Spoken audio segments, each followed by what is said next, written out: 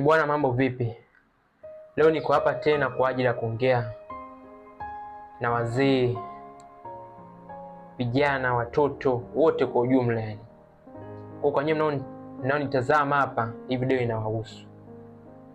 Jue bana, katika maisha tusipende kujipandisha, tusipende kujikweza. Kujipandisha na kujikweza havitusaidii, havitupeleki mbali, havitufikishi mahali popote. Popote pale utakapokuwa, kama umekuwa mtu wa kujipandisha, kama umekuwa mtu wa kujikweza, ndugu yangu, hautofika mbali, hautofika mbali.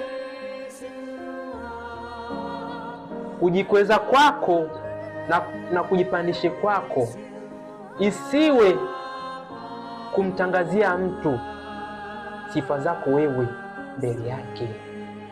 Kama umeamua kumsaidia mtu, msaidie kwa moyo wako wote, sio kwenda kumtangazia mbele ya watu. Atajisikia vibaya. Aja kuomba kwenda kumtangazia. Umemwazima shati lako, umemwazima raba yako, umemwazima njumu yako, kitu chochote pale, umemsaidia pesa, sio kwenda kumtangazia mbele ya watu. Atajisikia vibaya, atajisikia vibaya.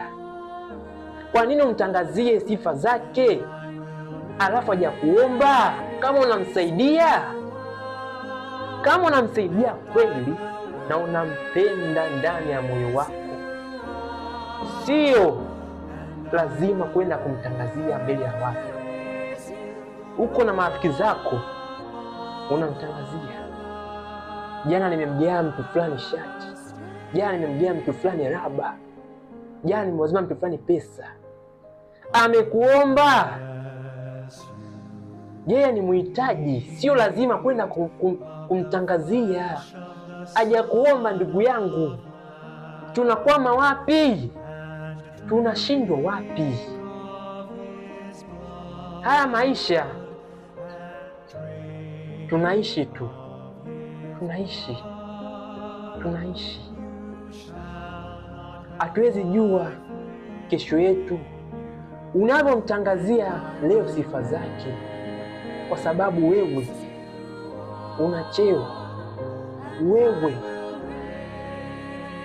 labda unapendwa na jamii katika